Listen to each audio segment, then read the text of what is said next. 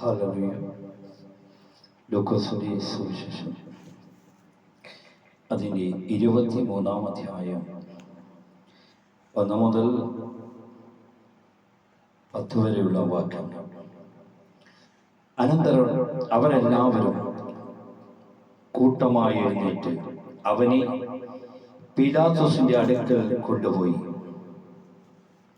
അവൻ ഞങ്ങളുടെ ജാതിയെ മറിച്ചുകളയും, താൻ ക്രിസ്തു എന്ന രാജാവാകുന്നു എന്ന് പറഞ്ഞുകൊണ്ട് കൈസർക്ക് കരം കൊടുക്കുന്നത് വിരോധിക്കുകയും ചെയ്യുന്നതായി ഞങ്ങൾ കണ്ടു എന്ന് കുറ്റം ചുമത്തി തുടങ്ങി.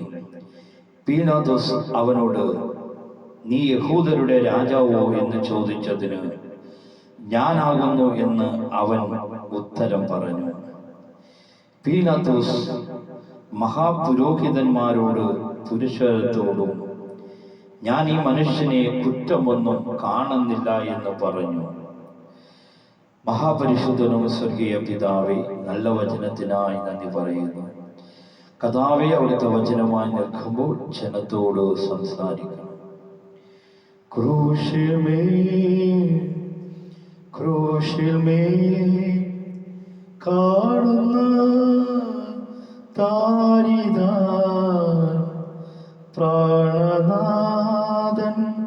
പ്രാണനാഥൻ ഞങ്ങൾക്കായി ചാകുന്നു. ക്രൂശിൽമേൽ കാണുന്ന താരിതാ പ്രാണനാഥൻ ഞങ്ങൾക്കായി ചാവുന്നു.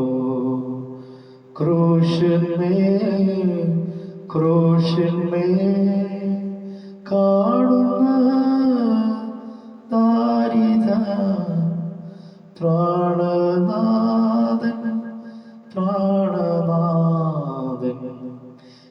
എന്റേക്കായി ചാകുന്നു. എന്നെ കേൾക്കുന്ന എൻ്റെ പ്രിയ സഹോദരന്മാരെ, ഞാനും നീയും മരിക്കേണ്ടടുത്ത് അഖിലത്തിൻ്റെയും ഉടയവനായ ദൈവം, പ്രപഞ്ച സൃഷ്ടാവായ ദൈവം,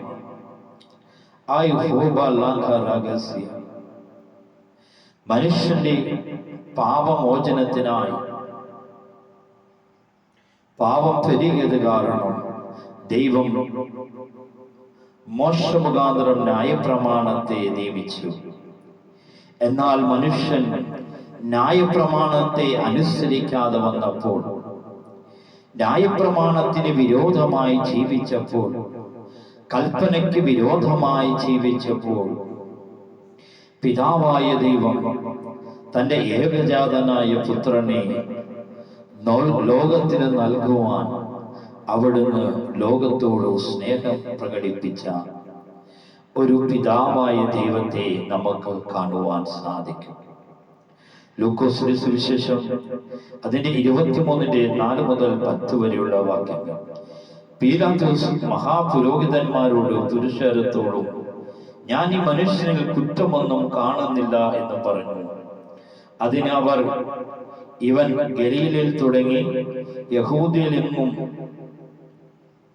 ഇടവിടാതെ പഠിപ്പിച്ച് ജനങ്ങളെ കലഹിപ്പിക്കുന്നു എന്ന് നിഷ്കർഷിച്ചു എന്ന് പറഞ്ഞു. ഇത് കേട്ടിട്ട്, ഈ മനുഷ്യൻ ഗലീലക്കാരനോ എന്നും പീലാത്തോസ് ചോദിച്ചു.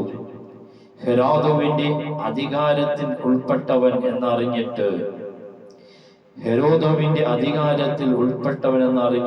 അവൻ യെരൂശലേമിൽ വന്ന് പാർക്കുന്ന ഹെരോദോവിന്റെ അടുക്കൽ അവനെ അയച്ചു. ഹെരോദോവ് യേശുവിനെ കണ്ടിട്ട് അത്യന്തം സന്തോഷിച്ചു. അവനെ കുറിച്ച് കേട്ടിരുന്നത് കൊണ്ട് അവനെ കാണുവാൻ വളരെ കാലമായി ഇച്ഛിച്ചു. അവൻ വല്ല അടയാളങ്ങളും ചെയ്യുന്നത് കാണണമെന്ന് ആശിച്ചിരുന്നു. ഏറെതൊന്നും ചോദിച്ചിട്ട് അവനോട് ഉത്തരം ഒന്നും പറഞ്ഞില്ല. മഹാപുരോഹിതന്മാരും ശാസ്ത്രിയന്മാരും കഠിനമായി അവനെ കുറ്റം ചുമത്തിക്കൊണ്ട് നിന്നു. ഹെരോദാവ് തന്റെ പടയാളികളുമായി അവനെ പരിഹസിച്ചു, നിസ്സരനാക്കി ദുവസ്ത്രം ധരിപ്പിച്ച് പീലാത്തോസിന്റെ അടുക്കൽ മടക്കി അയച്ചു. അന്ന് ഹെരോദാവും പീലാത്തോസും തമ്മിൽ സ്നേഹിതന്മാരായി തീർന്നു. മുമ്പേ അവർ തമ്മിൽ വൈരയമായിരുന്നു. പീലാത്തോസ് മഹാപുരോഹിതന്മാരെയും പ്രമാണികളെയും ജനത്തെയും വിളിച്ചുകൂട്ടി അവരോട്, ഈ മനുഷ്യൻ ജനത്തെ മത്സരിപ്പിക്കുന്നു എന്ന് പറഞ്ഞു. നിങ്ങൾ അവനെ എന്റെ അടുക്കൽ കൊണ്ടുവന്നുവല്ലോ. ഞാൻ നിങ്ങൾക്ക് മുമ്പാകെ വിസ്തരിച്ചിട്ട് നിങ്ങൾ ചുമത്തിയ കുറ്റം ഒന്നും ഇവനിൽ കണ്ടില്ല. ഹെരോദാവ് കണ്ടില്ല. അവൻ അവനെ നമ്മുടെ അടുക്കൽ മടക്കി അയച്ചുവല്ലോ. ഇവൻ മരണയോഗ്യമായി ഒന്നും പ്രവർത്തിച്ചിട്ടില്ല, സ്പഷ്ടം. അതുകൊണ്ട് ഞാൻ അവനെ അടുപ്പിച്ച് വിട്ടയക്കുമെന്ന് പറഞ്ഞു. ഇവനെ നീക്കിക്കളയുക, ബറാബാസിനെ വിട്ടുതരിക എന്ന് എല്ലാവരോടും കൂടി നിലവിളിച്ച് ഉത്സാഹത്തോടെ ഓരോരുത്തരും വിട്ടുകൊടുക്കുക പതിവായിരുന്നു. ഒരുത്തനെ വിട്ടുകൊടുക്കുക പതിവായിരുന്നു. അവനോ നഗരത്തിൽ ഉണ്ടായ ഒരു കലഹം കൊലയും ഹേതുവായി തടവിലായവനായിരുന്നു. പീലാത്തോസ് യേശുവിനെ വിടിപ്പാൻ ഉച്ചിച്ചു. പിന്നെയും അവരോട് വിളിച്ചു പറഞ്ഞു, ആരെ അവനെ ക്രൂശിക്കുക ക്രൂശിക്കുക എന്ന് നിലവിളിച്ചു. മൂന്നാമതും അവരോട്, അവൻ ചെയ്ത ദോഷം എന്ത് മരണയോഗ്യനെന്നും ഒന്നും അവനിൽ കണ്ടില്ലതുകൊണ്ട് ഞാൻ അവനെ അടുപ്പിച്ച് വിട്ടയക്കുമെന്ന് പറഞ്ഞു. അവരോ അവനെ അയക്കുന്നു എന്ന് പറഞ്ഞ് അവനെ ക്രൂശിക്കേണ്ടതിന് ഉറക്കെ മുട്ടിച്ചു ചോദിച്ചു. അവരുടെ നിലവിളി ഫലിച്ചു. അവരുടെ അപേക്ഷ പോലെ ആകട്ടെ എന്ന് പീലാത്തോസ് വിധിച്ചു. കലഹവും കൊലയും ഹേതുവായി തടവിലായിരുന്നവരെ അപേക്ഷ പോലെ വിട്ടുകൊടുക്കുകയും യേശുവിനെ അവരുടെ ഇഷ്ടത്തിൽ ഏൽപ്പിക്കുകയും ചെയ്തു. അവനെ കൊണ്ടുപോകുമ്പോൾ വയലിൽ നിന്നും വരുന്ന ശിമയോനെന്ന ഒരു കുറവനക്കാരനെ അവർ പിടിച്ച് ക്രൂശ് ചുമപ്പിച്ചു യേശുവിന്റെ പിന്നാലെ നടക്കുമാറാക്കി. ഒരു വലിയ ജനസമൂഹം അവനെ ചൊല്ലി വിലപിച്ചു. മുറയിടുന്ന അനേക സ്ത്രീകളും അവന്റെ പിന്നാലെ ചെന്ന് യേശു തിരിഞ്ഞ് അവരെ നോക്കി, യെരൂശലേം പുത്രിമാരെ, എന്നെ ചൊല്ലി കരയേണ്ട, നിങ്ങളെയും നിങ്ങളുടെ മക്കളെയും ചൊല്ലി കരയുവിൻ. എന്നെ കേൾക്കുന്ന പ്രിയ സഹോദരന്മാരെ, കർത്താവിന്റെ ഈ പ്രവചന ദൂതൻ AD 121 ആണ്ടിലെ തീത്തോസ് കൈസറിന്റെ കാലഘട്ടത്തില് ജെറുസലേം പട്ടണം തീത്തോസ് കൈസർ പിടിച്ചടക്കുവാനും 13 ലക്ഷത്തോളം യഹൂദന്മാരെ കൊന്നുകളഞ്ഞ ചരിത്രമായിരുന്നു. തീത്തോസ് കൈസർ ജെറുസലേം പട്ടണം മുഴുവനും പിടിച്ചടക്കിക്കൊണ്ട് അന്ന് ജീവിച്ച 13 ലക്ഷത്തോളം യഹൂദന്മാരെ കൊന്നുകളഞ്ഞു. അനേകര് ആഹാരമില്ലാതെ ചെരുപ്പ് കഴിച്ച ഒരു കാലഘട്ടം ഉണ്ടായിരുന്നു. ക്രിസ്ത്യാനികളെ കൊന്നെടുക്കുവാൻ അവർ പദ്ധതിയിട്ടു. യേശു പറഞ്ഞ വാക്കതാണ്, അവനെ കൊണ്ടുപോകുമ്പോൾ വയലിൽ നിന്നും വരുത്തിയ ശിമയോൻ എന്ന ഒരു കുറവനക്കാരനെ അവർ പിടിച്ച് ക്രൂശ് ചുമപ്പിച്ചു. യേശു പിന്നാലെ നടക്കുമാറാക്കി. ഒരു വലിയ ജനസമൂഹം അവനെ ചൊല്ലി വിലപിച്ചു. മുറയിടുന്ന അനേക സ്ത്രീകളോടും അവന്റെ പിന്നാലെ ചെന്നു. യേശു തിരിഞ്ഞ് അവരെ നോക്കി, യെരൂശലേം പുത്രിമാരെ, എന്നെ ചൊല്ലി കരയേണ്ട, നിങ്ങളെയും നിങ്ങളുടെ മക്കളെയും ചൊല്ലി കരയുവിൻ. കർത്താവിന്റെ മരണശേഷം 121 ആണ്ടിലാണ് തീത്തോസ് കൈസർ ജെറുസലേം നഗരം പിടിച്ചടക്കുവാനും 13 ലക്ഷത്തോളം യഹൂദന്മാരെ കൊന്ന് കളഞ്ഞുകൊണ്ട് ക്രിസ്ത്യാനികളെ ഇല്ലാതാക്കുവാൻ തീത്തോസ് കൈസർ പദ്ധതി ഒരുക്കി. ഈ ഒരു പ്രവചനദൂതാണ് കർത്താവ് തന്റെ ക്രൂശ് ചുമടിലൂടെ നടന്നു പോകുമ്പോൾ തന്നെ സ്നേഹിക്കുന്ന തന്റെ സഹോദരിമാർ, തന്റെ മാതാപിതാക്കൾ, അത്ഭുതം അടയാളങ്ങൾ കണ്ട ജനങ്ങൾ യേശുവിന്റെ ക്രൂശ് മരണത്തെ, ക്രൂശ് ചുമടിനെ കണ്ടുകൊണ്ട്, തന്റെ പീഡനത്തെ കണ്ടുകൊണ്ട് നിലവിളിക്കുന്ന വലിയ ഒരു സമൂഹത്തെ, ഒരു സഹോദരികളെ, മാതാപിതാക്കന്മാരെ കൂട്ടത്തെ കണ്ടുകൊണ്ടാണ് യേശു കർത്താവ് പറഞ്ഞത്, അല്ലയോ ജെറുസലേം സഹോദരിമാരെ, മാതാപിതാക്കളെ, നിങ്ങൾ എന്നെ ചുറ്റിയൊന്നും കരയണ്ട. എന്റെ ഈ ക്രൂശ് ചുമക്കുന്നത് കൊണ്ട് നിങ്ങൾ കരയണ്ട. എന്റെ ഈ കഷ്ടപ്പാട് കൊണ്ട് നിങ്ങൾ കരയണ്ട. ഇതെന്റെ പിതാവിന്റെ ഹിതമാണ്. എന്റെ പിതാവിന്റെ ഹിതമാണ്. മാനവരാശിയുടെ പാപങ്ങളെ ഞാൻ ചുമന്നുകൊണ്ട് അതേ മാനവരാശിക്കൊരു വിടുതൽ നൽകുവാൻ. എന്റെ മാതാവേ, എന്റെ ജെറുസലേം പുത്രിമാരെ, നിങ്ങൾ എന്നെ ചൊല്ലി കരയണ്ട. നിങ്ങളെയും നിങ്ങളുടെ തലമുറയെയും ഓർത്തി കരയുവിനെന്നുള്ള കർത്താവിന്റെ, യേശു കർത്താവിന്റെ പ്രവചനദൂതാണ്. കർത്താവിന്റെ മരണശേഷം AD 121 ആണ്ടിലാണ് അത് തീത്തോസ് കൈസർ ജെറുസലേം പട്ടണം പിടിച്ചടക്കി 13 ലക്ഷത്തോളം യഹൂദന്മാരെ കൊന്നുകളഞ്ഞ അവസ്ഥയായിരുന്നു. അത് പ്രവചന ദൂത് കടന്നതാണ്. ആ കർത്താവ് പ്രവചിച്ച ദൂതാണ്. കഴിഞ്ഞ കാലമാണ്. തീത്തോസ് കൈസറിന്റെ കാലഘട്ടത്തിലെ യഹൂദരെ മുഴുവനും ഒരാളെ പോലും ഇല്ലാതാക്കുവാനുള്ള രീതിയിൽ തീത്തോസ് കൈസർ ജെറുസലേം പട്ടണം മുഴുവനും പിടിച്ചടക്കി ക്രിസ്ത്യാനികളെ കൊന്നടക്കി. അന്ന് യഹൂദന്മാർ ഛന്ന ഭിന്നമായി ലോകത്തിന്റെ വിവിധ പ്രദേശങ്ങളിൽ ഛന്ന ഭിന്നമായി പോയി. എന്നെ കേൾക്കുന്ന എൻ്റെ പ്രിയ സഹോദരന്മാരെ, തന്റെ ക്രൂശ് ചുമടിന്റെ മധ്യയിലും സഹോദരിമാരുടെ സ്നേഹത്തിന്റെ മുന്നിൽ, മാതാക്കന്മാരുടെ സ്നേഹത്തിന് മുന്നിൽ അവിടുന്ന് ഒരു പ്രവചന ദൂതുകൂടെ പറയുകയാണ്, യെരൂശലേമിൻ പുത്രിമാരെ, എൻ്റെ സഹോദരന്മാരെ, എൻ്റെ സഹോദരിമാരെ, എന്നെ സ്നേഹിക്കുന്ന എൻ്റെ അമ്മമാരെ, നിങ്ങൾ എന്നെ ചൊല്ലി കരയണ്ട. നിങ്ങളുടെയും നിങ്ങളുടെ തലമുറയെയും ഓർത്തു കരയുവിൻ എന്നുള്ള ഒരു പ്രവചന ദൂത് AD 121 ആണ്ടിലെ അതേ ക്രിസ്തുവിന്റെ മരണശേഷം തീത്തോസ് കൈസർ അവിടെ അതേ ജെറുസലേം പട്ടണം പിടിച്ചടക്കിക്കൊണ്ട് വലിയ ഒരു കൂട്ടം ക്രിസ്ത്യാനികളെ കൊന്നടുക്കിക്കൊണ്ട്, ഞാൻ എന്റെ സഭയെ പണിയും, പാതാള ഗോപുരങ്ങൾ ചെയ്യിക്കയില്ല. ക്രിസ്തുവാകുന്ന സഭയെ തകർത്ത് കളയുവാൻ തീത്തോസ് കൈസർ പദ്ധതി ആവിഷ്കരിച്ചപ്പോൾ അവിടെ ഒരു ജനം പോലും അവശേഷിക്കാതെ എല്ലാത്തിനെയും വാളിനാൽ തകർക്കപ്പെട്ട ഒരു രാജാവിനെ കാണുവാൻ സാധിക്കും. Titus Kaiser AD 121 ആണ്ടിലാണ്. എൻ്റെ പ്രിയ സഹോദരന്മാരെ, തന്റെ ക്രൂശിന്റെ ചുമടിന്റെ മധ്യയിലും തന്റെ ജനത്തിന് വരുന്ന കഷ്ടപ്പാടെ ഓർത്തുകൊണ്ട് തന്റെ സഹോദരിമാര്, തന്റെ മാതാപിതാക്കൾക്ക്, തന്റെ തലമുറയ്ക്ക് വരുന്ന കഷ്ടപ്പാടെ ഓർത്ത് പ്രവചിച്ച യേശു കർത്താവിന്റെ മഹാസ്നേഹത്തെ നമുക്ക് കാണുവാൻ സാധിക്കും. എൻ്റെ പ്രിയ സഹോദരന്മാരെ, നമ്മുടെ പാപങ്ങൾക്ക് വേണ്ടി, മാനവകുലത്തിന്റെ പാപങ്ങൾക്ക് വേണ്ടി യാഗമായി മാറിയ നസ്രയനായ യേശു കർത്താവ് ക്രൂശ് ചുമപ്പിച്ചു. അവനെ പിടിച്ച് ക്രൂശ് ചുമപ്പിച്ചു. യേശു പിന്നാലെ നടക്കുമാറാക്കി. വലിയ ഒരു ജനസമൂഹം അവനെ ചൊല്ലി വിലപിച്ചു.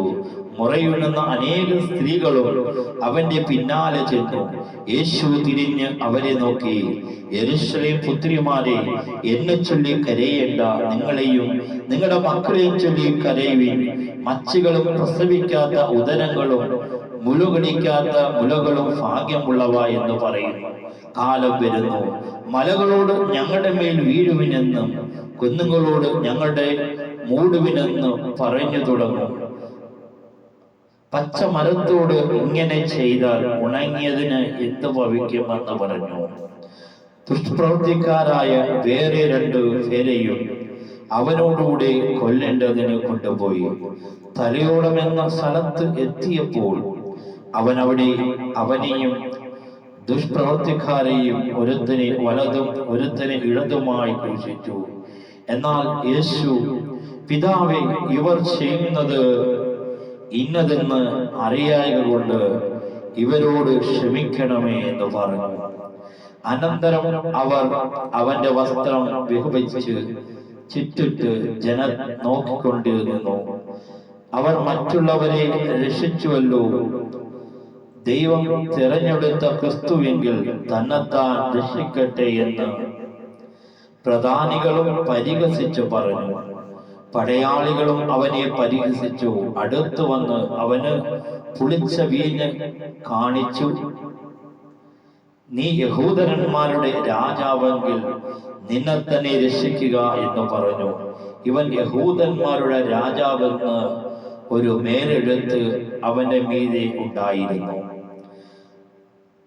തൂക്കിയ ദുഷ്പ്രവർത്തിക്കാരന്മാർ ഒരുത്തൻ, നീ ക്രിസ്തുവല്ലയോ, നിന്നെ തന്നെയും ഞങ്ങളെയും രക്ഷിക്കുക എന്ന് പറഞ്ഞു. അവൻ ദുഷിച്ചു.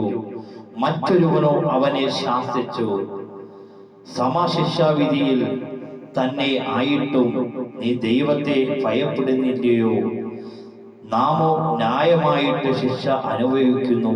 നാം പ്രവർത്തിച്ചത് യോഗ്യമായതല്ലോ കിട്ടുന്നത്. ഇവനോ യാതൊന്നും ചെയ്തിട്ടില്ല എന്ന് പറഞ്ഞു.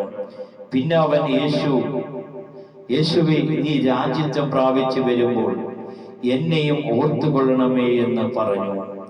യേശു അവനോട്, ഇന്ന് നീ എന്നോടുകൂടി പറുദീസായിൽ ഇരിക്കുമെന്ന് ഞാൻ സത്യമായി നിന്നോട് പറയുന്നു എന്ന് പറഞ്ഞു. ഏകദേശം 6-ാം മണി നേരമായപ്പോൾ സൂര്യൻ ഇരുണ്ടുപോയി. 9-ാം മണിവരെ ദേശമൊക്കെയും അന്ധകാരമുണ്ടായി. ദേവാലയത്തിന്റെ തിരശ്ശീല നടുവേ ചീന്തിപ്പോയി. യേശു അത്യുച്ചത്തിൽ, പിതാവേ, ഞാൻ എൻ്റെ ആത്മാവിനെ തൃക്കൈയിൽ ഏൽപ്പിക്കുന്നു എന്ന് നിലവിളിച്ചു പറഞ്ഞു. ഇത് പറഞ്ഞിട്ട് പ്രാണനെ വിട്ടു. ഈ സംഭവിച്ചത് ശതാധിപൻ കണ്ടിട്ട്, ഈ മനുഷ്യൻ വാസ്തവമായി നീതിമാനായിരിക്കുന്നു എന്ന് പറഞ്ഞ് ദൈവത്തെ മഹത്വപ്പെടുത്തി. കാണുവാൻ കൂടി വന്ന പുരുഷാരമൊക്കെയും സംഭവിച്ചത് കണ്ടിട്ട് മാറത്തടിച്ചുകൊണ്ട് മടങ്ങിപ്പോയി. അവനെ പരിഹസിച്ചവർ എല്ലാവരും ഗലീലിൽ നിന്നും അവനെ അനുഗമിച്ച സ്ത്രീകളും ഇത് നോക്കിക്കൊണ്ട് ദൂരത്ത് നിന്നു. അരിമത്തൻ എന്നൊരു യഹൂദ പട്ടണക്കാരനായി നല്ലൊരു നീതിമാനും ദൈവരാജ്യത്തെ കാത്തിരുന്നവനുമായ യോസഫ് എന്നൊരു മന്ത്രി, അവൻ അവരുടെ ആലോചനയ്ക്ക് പ്രവർത്തിക്കും അനുകൂലമായി ഇരുന്നു. പീലാത്തോസിന്റെ അടുക്കൽ ചെന്നു യേശുവിന്റെ ശരീരം ചോദിച്ചു. അതിന് ഇറക്കി ഒരു ശീലയിൽ പൊതിഞ്ഞ് പാറയിൽ വെട്ടിയിരുന്ന ആരെയും ഒരിക്കലും വെച്ചിട്ടില്ലാത്തതുമായ കല്ലറയിൽ വെച്ചു. അന്ന് ഒരുക്കിയ നാൾ ആയിരുന്നു. ശബത്ത് ആരംഭിച്ചു. ഗലീലയിൽ അവരോടുകൂടി പോന്ന സ്ത്രീകളും പിന്നാലെ ചെന്നു. കല്ലറയും അവന്റെ ശരീരം വെച്ചു. വിധവയും കണ്ടിട്ട് മടങ്ങിപ്പോയി. സുഗന്ധവർഗവും പരിമള തൈലവും ഒരുക്കി കൽപ്പന അനുസരിച്ച് ശബത്തിൽ അവൻ ഒരുക്കിയ സുഗന്ധകർമ്മം അടുത്ത ആഴ്ചവട്ടത്തിന്റെ 1-ാം ദിവസം അതികാലത്ത് കല്ലറയ്ക്കലെത്തി. കല്ലറയിൽ നിന്നും കല്ല് ഉരുട്ടി കളഞ്ഞതായി കണ്ടിട്ട് അകത്ത് കടന്നാറി കർത്താവായ യേശുവിന്റെ ശരീരം കണ്ടില്ല.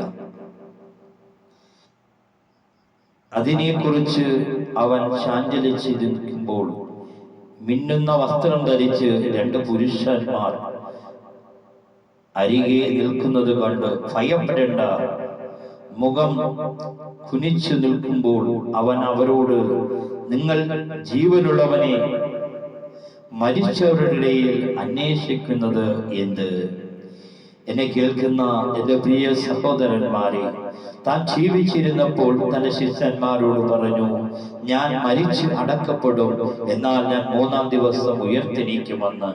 ജീവനുള്ള ക്രിസ്തു തന്നെ അന്വേഷിച്ചു വന്ന സുഗന്ധദ്രവ്യങ്ങളായി സുഗന്ധവർഗവുമായി അന്വേഷിച്ചു വന്ന സഹോദരിമാരോട് പറയാറ്. അവർ അവനോട്, നിങ്ങൾ ജീവനുള്ളവനെ മരിച്ചവരുടെ ഇടയിൽ അന്വേഷിക്കുന്നത് എന്ത്? യേശുവാണ് ചോദിക്കുന്നത്, നിങ്ങൾ ജീവനുള്ളവനെ മരിച്ചവരുടെ ഇടയിൽ അന്വേഷിക്കുന്നത് എന്ത്? അവൻ ഇവിടെ ഇല്ല, ഉയർത്തെഴുന്നേറ്റിരിക്കുന്നു. മുമ്പേ ഗലീലയിൽ ഇരിക്കുമ്പോൾ തന്നെ അവൻ നിങ്ങളോട്, മനുഷ്യപുത്രൻ പാപികളാൽ മനുഷ്യരുടെ കയ്യിൽ ഏൽപ്പിച്ച് ക്രൂശിക്കുകയും അവൻ 3-ാം നാൾ ഉയർത്തെഴുന്നേൽക്കുകയും വേണമെന്ന് പറഞ്ഞത് ഓർത്തുകൊള്ളുവിൻ എന്ന് പറഞ്ഞു. അവർ അവന്റെ വാക്ക് ഓർത്ത് കല്ലറ വിട്ടു മടങ്ങിപ്പോയി. പേതുരുവിനെയും മുതലായ എല്ലാവരോടും ഇതൊക്കെയും അറിയിച്ചു. എന്നെ കേൾക്കുന്ന എൻ്റെ പ്രിയ സഹോദരന്മാരെ, നീയും ഞാനും മരിക്കേണ്ടിടത്ത്, നീയും ഞാനും തകർക്കപ്പെടേണ്ടിടത്ത്, മാനവകുലത്തിന്റെ പാപങ്ങളെ മുഴുവനും വഹിച്ചുകൊണ്ട് 2025 വർഷങ്ങൾക്ക് മുന്നേ നമുക്ക് വേണ്ടി ഗോകുൽത്തായിൽ ക്രൂശിതനായ യേശു, ആ ക്രിസ്തുവിന്റെ പീഡ അനുഭവങ്ങൾ മാനവകുലത്തിന്റെ പാപമോചനത്തിന്, മാനവകുലത്തിന്റെ ശാപം മാറുവാൻ, മാനവകുലത്തിന് രോഗങ്ങൾ മാറുവാൻ, മാനവകുലത്തിന് മനുഷ്യരാശിക്ക് മുഴുവനും അവന്റെ വചനമനുസരിച്ച് ജീവിക്കുന്ന മുഴുവൻ മനുഷ്യനും നിത്യജീവനെ നേടുവാൻ, നിത്യജീവനെ അവകാശമാക്കുവാൻ പിതാവായ ദൈവം തന്റെ ഏകജാതനായ പുത്രനെ ലോകത്തിനു നൽകിക്കൊണ്ട് മഹാസ്നേഹം പ്രകടിപ്പിച്ച ആ പിതാവായ ദൈവത്തെ നമുക്ക് എത്ര സ്തുതി പറഞ്ഞാലും എത്ര നന്ദി പറഞ്ഞാലും മതി വരികയില്ല. എൻ്റെ പ്രിയ സഹോദരന്മാരെ, നീയും ഞാനും തകർക്കപ്പെടേണ്ടിടത്ത് യേശുവിനെ പരിഹസിച്ച അനുഭവങ്ങളുണ്ട്. നീ യഹൂദന്മാരുടെ രാജാവാണെങ്കിൽ നീ നിന്നെ തന്നെ രക്ഷിച്ച് ഇറങ്ങി വരുവാൻ പരിഹസിക്കുന്ന അനുഭവം, അടിക്കുന്ന അനുഭവം, നിന്ദിക്കുന്ന അനുഭവം, അത് നമുക്ക് ഓരോരുത്തരും ഏൽക്കേണ്ടവരാണ്. നാം വഹിക്കേണ്ട കുറ്റങ്ങൾ, നിന്ദനകൾ, മർദ്ദനങ്ങൾ തന്റെ ഏകജാതനായ പുത്രനെ ലോകത്തിൽ നൽകിക്കൊണ്ട്, മാനവകുലത്തിന് നൽകിക്കൊണ്ട് മാനവകുലത്തെ വീണ്ടെടുത്ത ഒരു പിതാവായ ദൈവത്തിന്റെ സ്നേഹം തന്റെ പുത്രനിലൂടെ ലോകത്തിന് പ്രദർശിപ്പിച്ച ആ പിതാവായ ദൈവത്തിന്റെ മഹാസ്നേഹത്തെ ഓർത്ത്, പുത്രനായ യേശു ക്രിസ്തുവിന്റെ മഹായാഗത്തെ ഓർത്ത്, ആ ക്രിസ്തുവിന്റെ യാഗത്തിലൂടെയാണ് നമുക്ക് നിത്യരാജ്യത്തിലേക്ക് കടന്നു പോകുവാൻ സാധിക്കുന്നത്. ഞാൻ വഴിയും സത്യവും ജീവനുമാകുന്നു, എന്നിലൂടെ അല്ലാതെ ആർക്കും എൻ്റെ പിതാവിൻ്റെ അടുത്ത് പോകുവാൻ സാധിക്കത്തില്ല. വഴിയും സത്യവും ജീവനാകുന്ന ക്രിസ്തുവിലൂടെ, ആ ക്രിസ്തുവാകുന്ന വാതിലൂടെ അല്ലാതെ നമുക്കാർക്കും സ്വർഗരാജ്യത്തിൽ പ്രവേശിക്കുവാൻ സാധിക്കത്തില്ല. ഈ ക്രൂശമരണത്തിന്റെ ഈ ഘട്ടത്തില് നിങ്ങളും അത് ഓർക്കുക. നീയും ഞാനും മരിക്കേണ്ടിടത്ത്, നീയും ഞാനും തകർക്കപ്പെടുന്നിടത്ത്, നീയും ഞാനും അതേ നിന്ദിക്കപ്പെടുന്നിടത്ത് നമ്മുടെ പാപങ്ങൾ, നമ്മുടെ രോഗങ്ങൾ, നമ്മൾ സന്തോഷവരായിരിക്കുവാൻ, സമാധാനമായി ജീവിക്കുവാൻ, മറ്റുള്ളവരെ സ്നേഹിച്ച് ജീവിക്കുവാൻ, നമ്മുടെ പാപങ്ങൾ വേണ്ടി ക്രൂശിതനായ ആ ക്രിസ്തുയേശുവിന്റെ മനോഭാവം തന്നെ നമ്മുടെ ജീവിതത്തിൽ ഭരിക്കുമാറാകട്ടെ.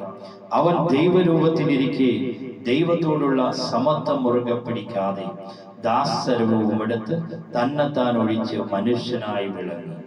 ആ ക്രിസ്തുവിന്റെ മനോഭാവം നമ്മുടെ ജീവിതത്തിൽ വാഴട്ടെ. ഈ വചന മുഖാന്തരം ദൈവം നിങ്ങളെ എല്ലാവരെയും ധാരാളമായി അനുഗ്രഹിക്കട്ടെ. മഹാപരിശുദ്ധനും സ്വർഗീയ പിതാവേ, കർത്താവേ, അവിടുത്തെ പിതാവേ, അങ്ങയുടെ ഏകജാതനായ പുത്രനെ ഞങ്ങൾക്ക് നൽകിക്കൊണ്ട് അവിടുന്ന് ലോകത്തിന്റെ മുന്നിൽ സ്നേഹം പ്രകടിപ്പിച്ച പിതാവായ ദൈവത്തിന് ഞങ്ങൾ നന്ദിയും സ്തുതിയും സ്തോത്രവും അർപ്പിക്കുന്നു. മാനവകുലത്തിന്റെ മുഴുവൻ പാപങ്ങളും വഹിച്ച് യാഗമായി അർപ്പിച്ച യേശു കർത്താവേ, അങ്ങയുടെ മഹാസ്നേഹത്തിനായി അങ്ങയുടെ മഹായാഗത്തിനായി, അങ്ങയുടെ മഹാകാരുണ്യത്തിനായി. കർത്താവേ, അങ്ങ് ക്രൂശിൽ മരിച്ചതിലൂടെയാണ് ഞങ്ങൾക്ക് നിത്യജീവനിലേക്ക് പോകുവാൻ വഴിയായത്. അതിനായി നന്ദി പറയുന്നു കർത്താവേ. കേട്ട വചനം ഞങ്ങളുടെ ജീവിതത്തിൽ 30, 60, 100 ഫലം കായ്ക്കട്ടെ. ജനത്തെ അനുഗ്രഹിക്കുന്നു. കേട്ട വചനം ഓരോരുത്തരുടെ ജീവിതത്തിൽ അത് 30, 60, 100 ഫലം കായ്ക്കട്ടെ. കേട്ട വചനം അത് മറുസയുടെ കളയുന്നവരല്ല, അത് ഗ്രഹിക്കുന്നവരായി സഹായിക്കണം. ജനത്തെ അനുഗ്രഹിക്കുന്നു. അടഞ്ഞ എല്ലാ വാതിലുകളും നാസറേനായ യേശുവിൻ നാമത്തിൽ തുറക്കട്ടെ.